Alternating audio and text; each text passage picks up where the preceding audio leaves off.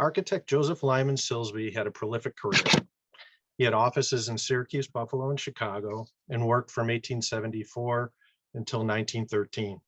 Stylistically, his work had an expression that was uniquely his own, but he embraced the latest stylistic trends in design, one of those being the arts and crafts movement. This presentation will look at his work in Syracuse and how it relates to that design trend. As I present today, it's important to keep in mind some things about Silsbee and his work. Silsbee was a born artist. He's associated with like-minded artistic individuals, and he had a lot of artistic skill himself. His landscape paintings were admired by friends. His sketching ability, as seen in this quick study of buildings for Oberlin College, was immortalized in Frank Lloyd Wright's autobiography. A favorite hobby of his was wood carving, and this hobby was incorporated into at least one of his works. Finally, he had an inventive nature. According to his daughter, their home basement was filled with models of his latest inventions, window hardware, railroad design, and most notably, components for his moving sidewalk. Creativity was at the forefront of everything he did. Joseph Silsbee was born in 1848 in Salem, Massachusetts. His father, William Silsbee, was a Unitarian minister. His mother, Charlotte Lyman Silsbee, died 3 days after giving birth to Joseph. As a baby, he was sent to live with his aunt, Hannah Hodges, in a home pictured above. She, with extended family members, practically raised him. He received his education at Phillips Exeter Academy. Just a second, I'm going to let some more people in. Thank you.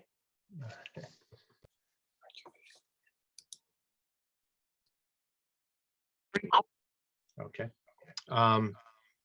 Received his education at Phillips Exeter Academy and then went to Harvard and MIT. There's someone not muted. Okay. While at MIT, he studied under William Van Brunt. While with Van Brunt, the firm was overseeing much work, most notably Memorial Hall at Harvard, pictured here. The hall is an excellent example of Gothic Revival architecture with many arts and crafts elements. The project incorporated complex brickwork, tiles, sculpture, and stained glass. Joseph then spent some time in the office of William Ralph Emerson and Carl Femmer. While in their office, they oversaw construction of homes in the Boston area, but also on this receiving tomb at Forest Hills Cemetery. When Archimedes Russell started planning Syracuse's Oakwood receiving vault, later designed by Silsbee, he visited Forest Hills to examine this structure. The similarities to the Oakwood Chapel that we will see later, the open arcade at the front and the use of the earth berm in the back, are worth noting. In the spring of 1872, Joseph, on the left, took a tour of Europe. Family correspondence with his former classmate and artist, Frank Millet, pictured on the right, noted that Joe is staying with him in Rome. The two likely met up and toured Europe together. There are no records or archives from Silsbee, but we can piece together by the sketchbooks and letters of Millet a good idea of what Joseph may have seen. These are two of Millet's sketches, one in rural England and another in northern Italy. In October 1873, Silsbee moved to Syracuse, New York, and started as an associate in Horatio Nelson White's office. Letting a few more people in, sorry. White had a large office and was known for public commissions in Syracuse and across New York State. In 1874, Silsbee took charge of the office and White's teaching duties at Syracuse University as White was vacationing in Europe. One commission where design and construction was completed in White's absence was the Methodist Episcopal Church at Onondaga Hill. This Gothic and stick style structure still stands today. And is well worth, the bell tower has a lot of detail that is well worth seeing in person if you ever get the chance. In 1874, June of 1874, the Central Baptist Church disaster occurred. White, being the architect of the hall structure that collapsed during a strawberry festival, quickly returned from Europe to answer questions about the construction. Later that fall, Silsbee opened his own office. In 1875, Silsbee was married to Anna Sedgwick, one of the daughters of local lawyer and abolitionist Charles Sedgwick. Pictured are Charles Sedgwick, a drawing of the farm he is associated with, and a photo of the old Sedgwick homestead. In 1876, Silsbee designed and built a home for his family on the edge of the Sedgwick farm tract. It was a stick-style structure with a rough cast stone base with brick trim. The family lived in the home until 1884 and sold it in 1886. While Silsbee's family and practice moved to Chicago, his marriage to Anna Sedgwick forever linked his life and work to the city of Syracuse. In the early part of Silsbee's career, he executed a series of Gothic revival buildings that made him relatively famous. While he did much other work, including homes and public buildings and religious structures that were not in this style, these early buildings stand out and endure today. The Syracuse Savings Bank building, constructed in 1875, is often considered a textbook example of high Victorian Gothic architecture. The style swept across America, imported from England in the early 1870s. It was inspired by architects in England who were overseeing significant church restorations across that country. This group of architects and artists, who sought authenticity in craft and dignity for craftspeople, were closely associated with what we now know as the arts and crafts movement. A key figure in the movement was John Ruskin. He was a major proponent of the Gothic style, and he wrote books specifically about the virtues of craft and Gothic design. Pictured are Ruskin with one of the many illustrations in his book, Stones of Venice, published in the 1850s. Stones of Venice would have been common in the library of most architects and educated people of the time. The style appealed to American business leaders who saw it as a way to signify their economic and cultural status. For others, the revival of craft and thoughtful design signaled that aligned with their philosophical ideals. The Syracuse Savings Bank uses intrinsic stone color of various stones to create a polychrome facade. An elaborate sculptural program adds interest and tells a story about the building's place and function. While Syracuse had a talented pool of craftspeople, they did not have the stone carvers that could perform the quality of stonework that the details of the savings bank required. In 1870, Ezra Cornell faced a similar situation when looking for people to construct his new college at Ithaca. To remedy the condition, he sent a colleague to England to find workers with the skills he needed. In 1870, 14 craftspeople were brought to Ithaca from London. These included carpenters, masons, plasterers, and most importantly, stone carvers. The two most talented carvers in the party were Robert Richardson and Lewis Hinton, pictured here. A project that best illustrates their talent is the Sage Chapel, designed by architect Charles Babcock and completed in 1875. This is an image of the Founders Chapel. Richardson and Hinton and their team of carvers completed all of the stonework pictured here, including figural work, wall ornaments, tracery, and foliate details.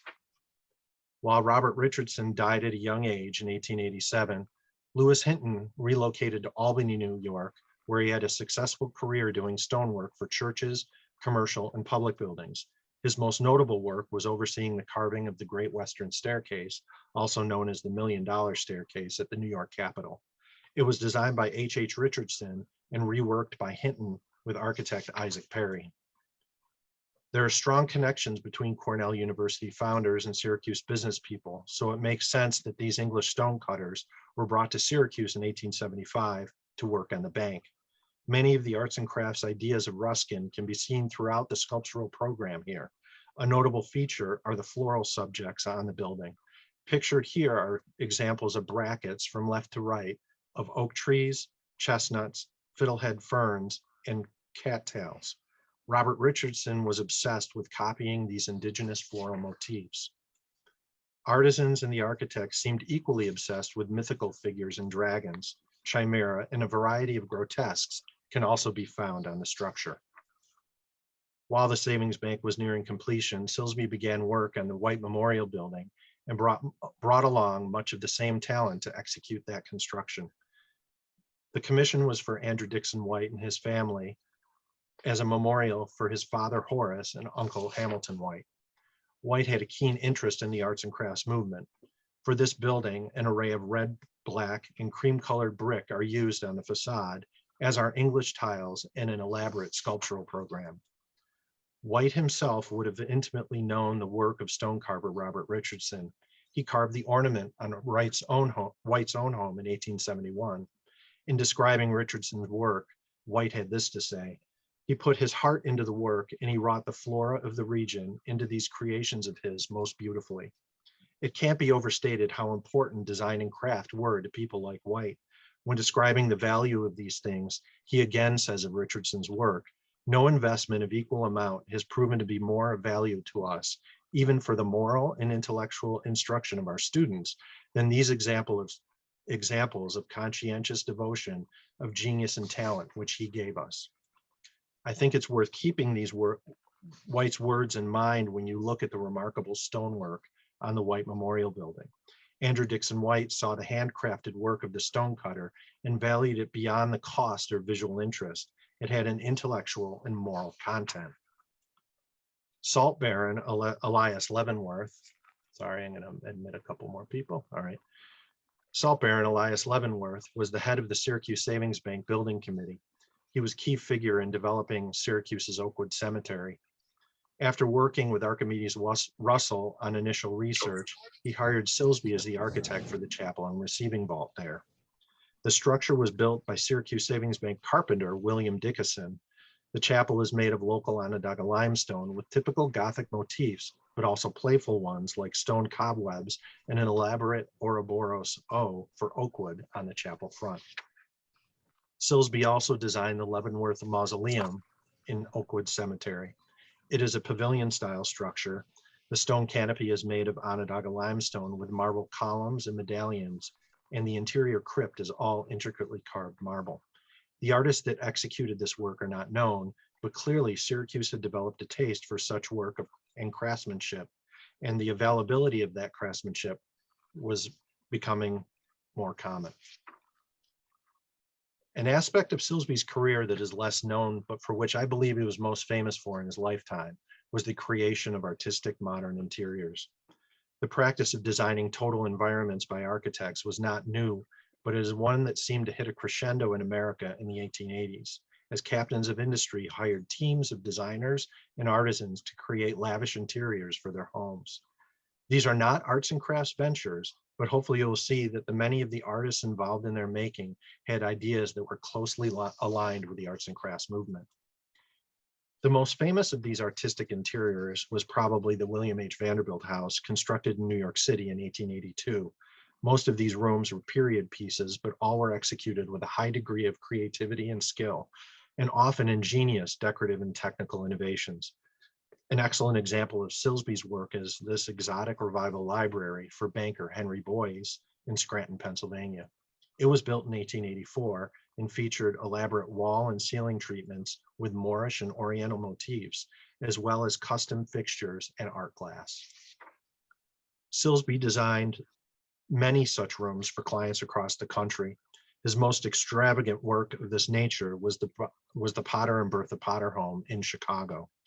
The main hall was a soaring space with Gothic detailing, art glass, and wood-paneled walls, dragons climbing the light fixtures, and a tile mosaic floor that was considered by H.H. Richardson to be the finest in the country.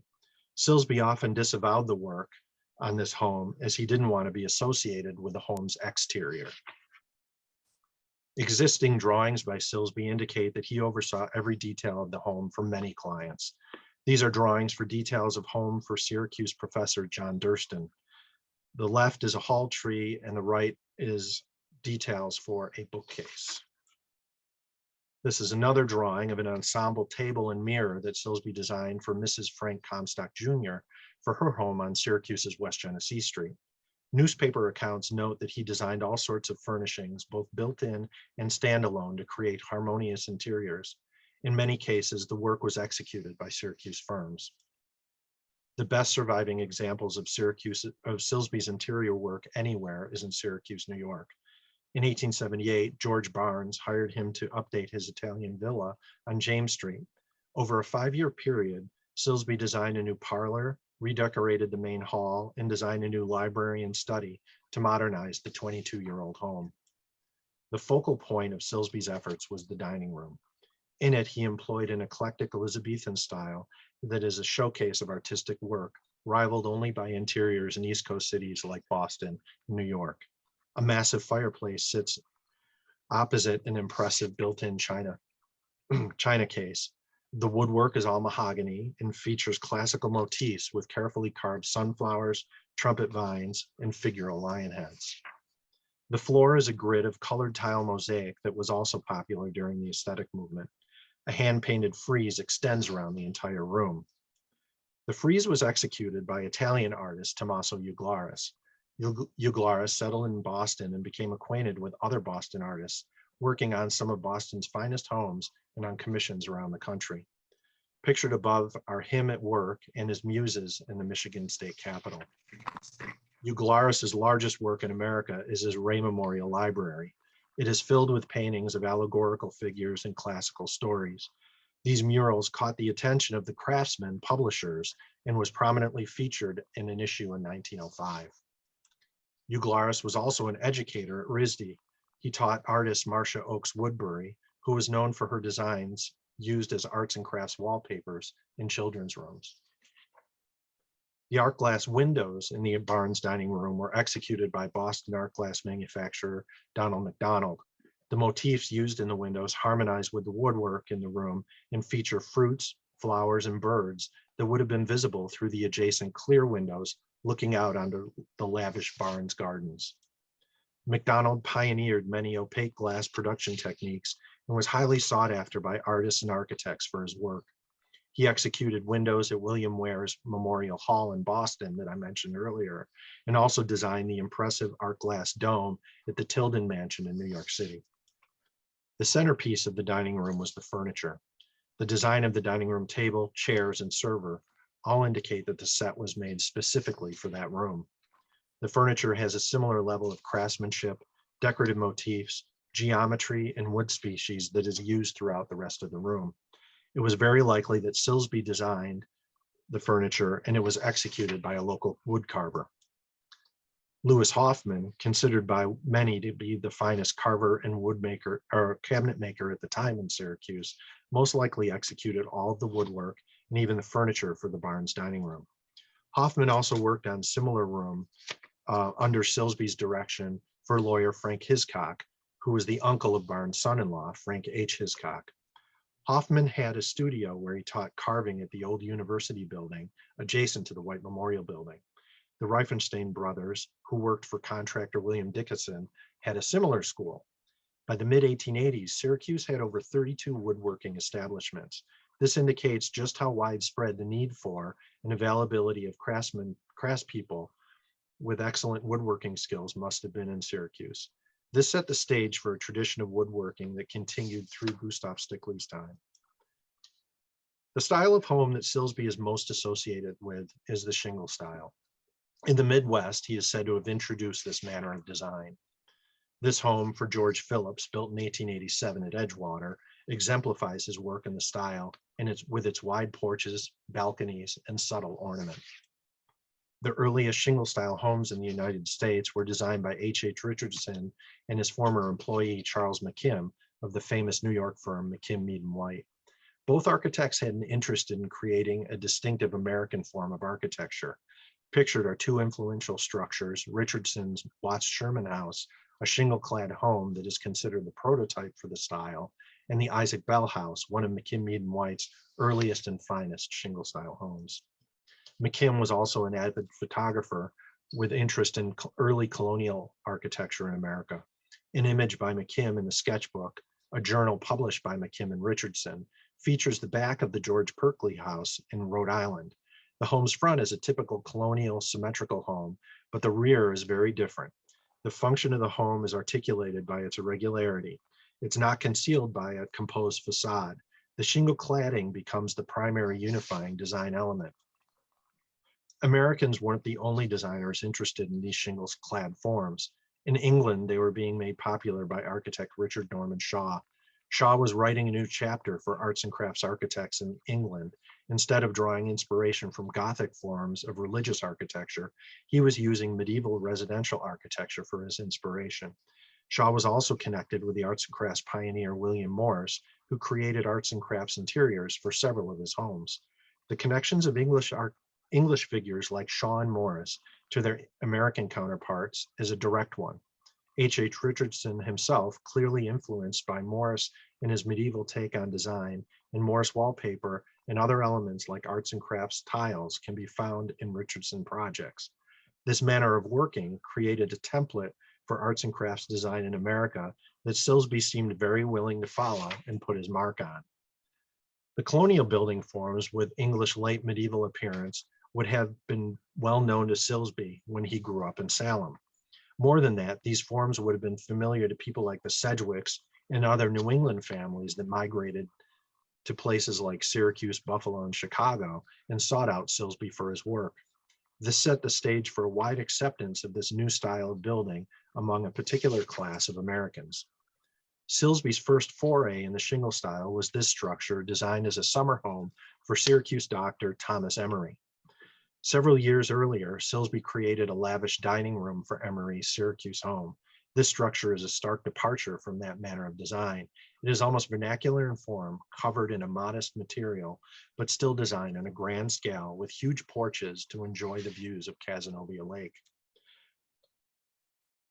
One reason why the shingle style has become so fascinating to architectural historians is because of a group of well-known architects who were in Silsbee's Chicago office when he designed buildings in this style. Many of these architects, including Frank Lloyd Wright, George Mayer, and George Grant Elmsley, became famous for their own interpretations of American arts and crafts ideas in what is now known as the Prairie School.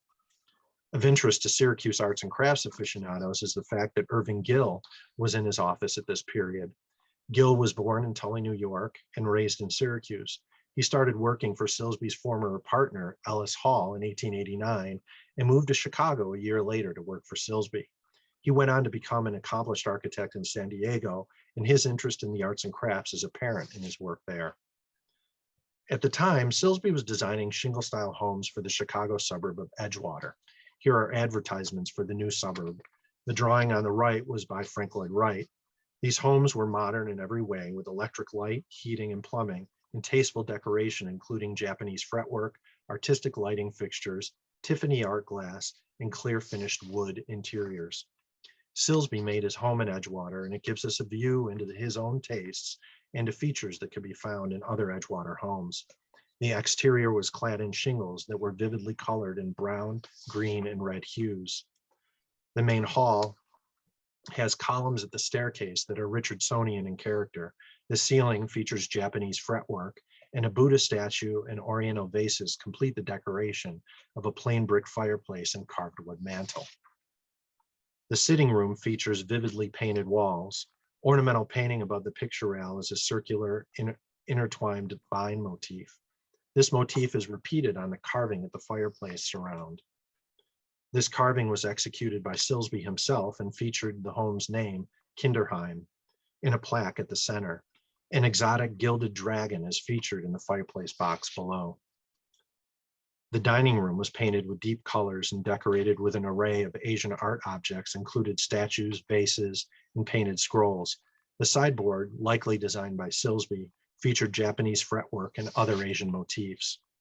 The plain brick fireplace is surmounted with a custom overmantel cabinet and leaded glass and an abstract lotus motif.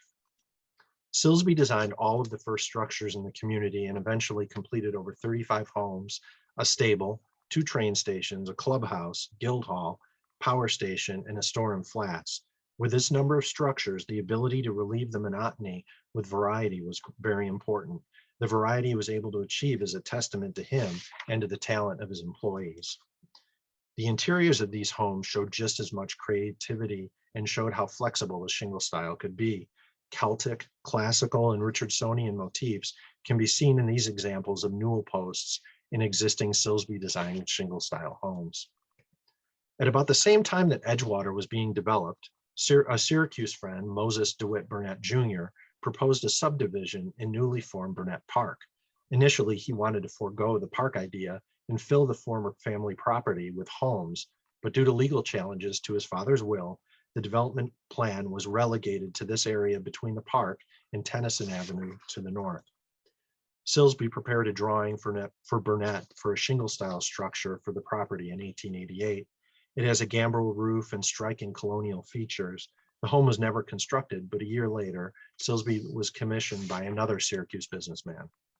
Edward Trump was an engineer for the Silsbee Process Company. Silsbee was associated with the first structures for the Solvay plant in the 1880s and would have met Trump at that time as he was the chief engineer. The Trump home is a 2.5-story shingle-clad home that seems to grow out of the hill on the crest of West Genesee Street. It features a wraparound porch, stout chimneys, and massive hipped roof. It also had an elaborate coach house. The home still stands today in a much altered state, and while it takes some imagination to discern what the original home was like, there are still a lot of wonderful surviving details. The shingle cladding is all covered with aluminum siding, but various carved elements and wood and stone details are still visible. Realtors' photos show how the interior still has much of its original woodwork and beautiful fireplace mantels. The carriage house retains much of its integrity with its low sweeping roof, eyebrow dormer, and short, stout tower. The rarity of Silsbee's work of this period and the overall quality of this project make the Trump home an important piece of Syracuse's architectural heritage, but very few people even recognize it. As the popularity of the shingle style was hitting a high point, Silsbee began introducing more irregular cut cobblestone and half timbering into his structures. The stonework for this home for businessman Malcolm Jameson was by mason John Monaghan. He was an expert craftsman in this type of masonry and worked with Silsbee on all of his major commissions through the 1890s. Monaghan and Silsbee were said to have been inspired by a specific source, architect H. Richardson's Ames Gatehouse. While the structures are quite different, it is easy to see how Richardson's work was inspiring architects and craftspeople like Silsbee and Monaghan to create a monumental architecture tied to a specific place through the use of natural local materials. In 1892, Silsbee executed designs for his largest residential project in Syracuse. This is the main house at Upland Farm, commissioned by Silsbee's in-laws, Dora and Frederick Hazard. The home is a massive rambling structure with a distinctly Tudor Revival appearance, but material and construction link it specifically to the hills of Solvay. The base and parts of the first floor are constructed of local stone. Newspapers noted that these split boulders with irregular joints were something new around here. The home sat at the top of the farm and had an open veranda that stretched over a natural knoll on the property to a round pavilion. The home was constructed by Syracuse Savings Bank contractor John Moore and overseen by local architects Merrick and Randall. Inside and out, the home featured many details with medieval references. The main hall had an array of woodwork with heavy beam ceilings. All the rooms were richly treated with deep paint colors, stencil work, and beautifully designed, generous fireplaces. The library features some classical decorative elements, including stencil work and artfully detailed plaster ceilings. The entire farm was 80 acres, and as its name suggests, Upland Farm was always planned as a working farm, with large growing areas and plenty of livestock. Other buildings at its initial planning included a large barn with lodging areas above, a greenhouse, caretaker's cottage, and gate cottage. All of the buildings featured signature irregular stonework and half timbering. Some survive today. One of the pavilions of the massive greenhouse still stands and is a good example of the stonework that Silsbee seemed to be so enamored with. The caretaker's cottage is also still standing. The stone is visible, but the half timbered and shingled areas have been replaced with vertical wood tongue and groove siding. The gate cottage is probably the best preserved and most conspicuous of the surviving structures as it stands on West Genesee Street.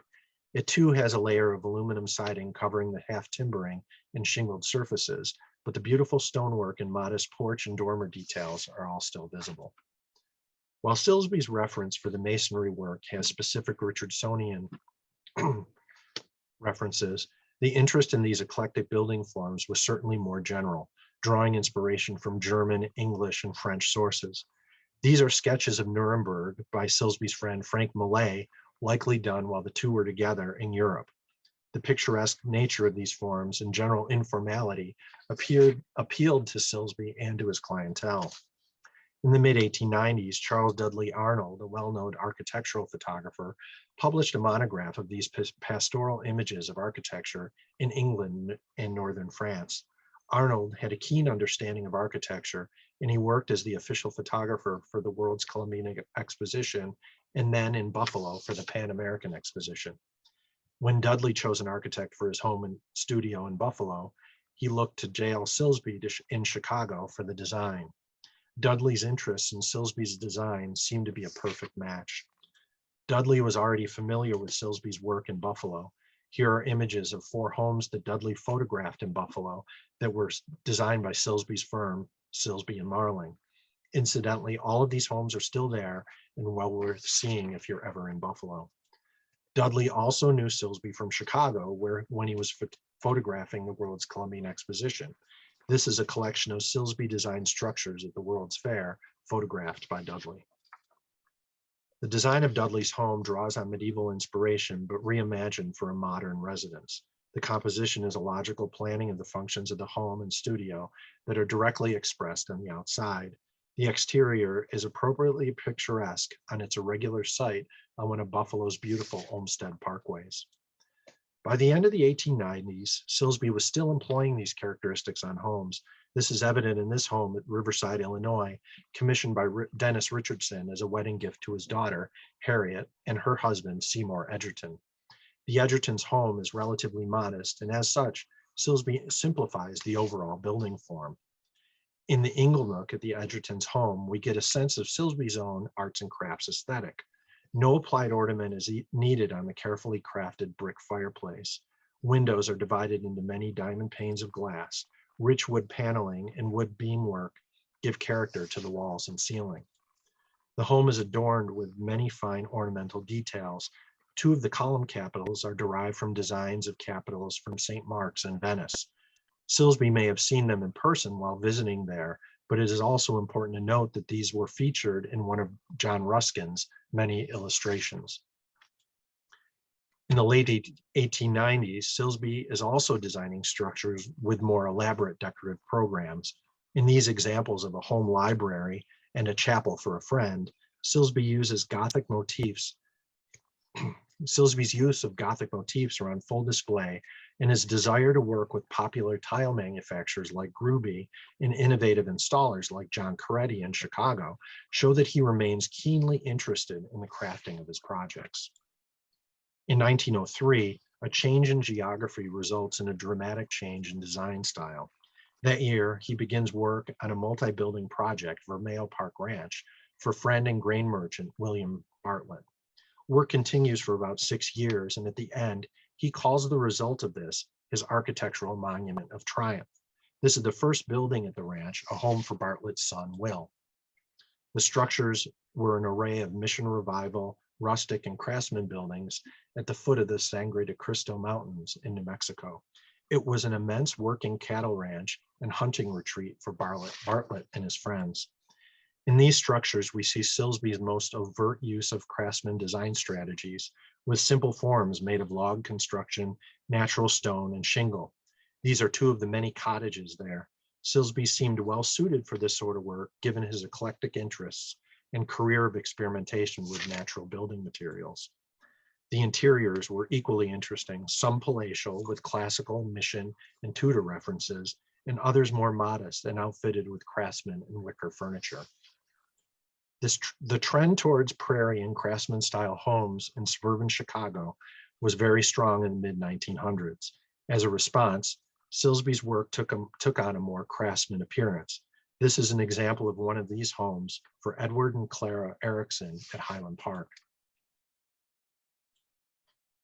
The interior is a combination of craftsman and Tudor elements with simple woodwork featured throughout. The main hall has clear finished cypress and a plain board and batten arrangement, and American-produced arts and crafts tiles is found on the fireplace. He designed 4 homes in Highland Park in this mode, with various degrees of stucco, half timbering, and shingle cladding. This is the Frederick Bailey's home. It featured a brick first story and stucco above. Given the appearance of his work, Silsbee seemed well aware of the modern trends like the Prairie School, and seemed also aware of Gustav Stickley's designs from the Craftsman. The Chicago Arts and Crafts Society formed at Hull House in 1897.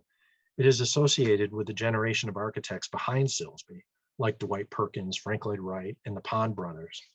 Maybe it was this generational gap, or maybe it was the association with Jane Addams, who Silsbee loathed, but Silsbee seemed to keep a distance from the movement and was never directly part of it.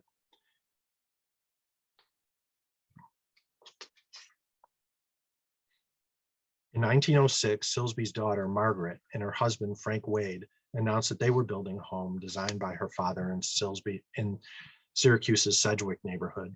This was a new development on the Sedgwick Farm tract. Architect Alfred Taylor was hired to superintend the work. This home was not built until 1913, after her father's death, so Taylor and Bonta were listed on the permit as architects. If this is Silsbee's work, as Margaret contends years later, then it is likely a 1906 design built in 1913. The main stair hall features wood paneling walls and a Tudor-style staircase. It originally would have all had a natural finish and not been painted. The rest of the home has very simple detailing. If my assumptions are correct about the 1906 design, then this home predates some of the craftsman-style homes that I've already shown, and it's a good example of how Silsbee may have started to explore these forms, the stucco cladding, the plain wood interiors, at a slightly earlier stage in his career. Directly behind the Wade home is this 1909 structure for Silsbee's nephew, Bruce Burlingame. The home still stands in Burlingame Circle. Bruce's home is a stucco-clad craftsman home with modest half-timbering details. It has some irregular features like the small porch above the built-in garage and the arched front entry with a porch above. The main hall features an interesting open stair and balcony connected to the room above the enclosed porch. The interior also features simple brick fireplaces and woodwork that align with craftsman design ideals. I believe this home is the final work that Silsbee did in Syracuse. It was for his nephew, Roderick Burlingame, and is also on Burlingame Circle. Roderick was the head of the Sedgwick Land Company. Silsbee's son, Ralph, who was the primary superintendent of the firm's work in Gary, Indiana, and Oberlin, Ohio, superintended the construction. The exterior is a beautiful craftsman-style home with two types of clapboard cladding and stucco and half-timber detail at the porches and dining room window. The original descriptions of the interiors call for clear finished cypress woodwork, so it may have looked like the Erickson home I showed earlier. After these homes were completed, Silsbee continued to work on projects in Gary and Oberlin until he died in 1913. By that time, he had completed well over 350 designs for buildings of every sort. Tonight, I focused on those that intersect those trends associated with the arts and crafts movement, but he worked in just about every style and form you can imagine, from classical public buildings to traditional Chicago skyscrapers, all sorts of homes, exotic park structures, and even modern industrial buildings. Syracuse holds a distinguished place in Silsbee's life history. The family relationships he had there allowed him to work in Syracuse throughout his entire career. The structures that Silsbee designed there were very much about that place. He helped build up a community of local craftspeople like Hoffman and the Reifensteins. He also worked with locally sourced materials, whether it was the cool-hued Onondaga limestone or the boulders of Solvay. Finally, by working in a current fashionable style, he helped shape regional design trends that formed a unique architectural heritage that can still be seen and enjoyed today. So that's the end. I'd just like to thank, I'd like to thank the Silsbee homeowners who let me climb and inside and out of their homes and allow me to learn about this subject matter. Onondaga Historical Association has been very generous and helpful with research and with finding images of these things, and obviously the Arts and Crafts Society for hosting me today.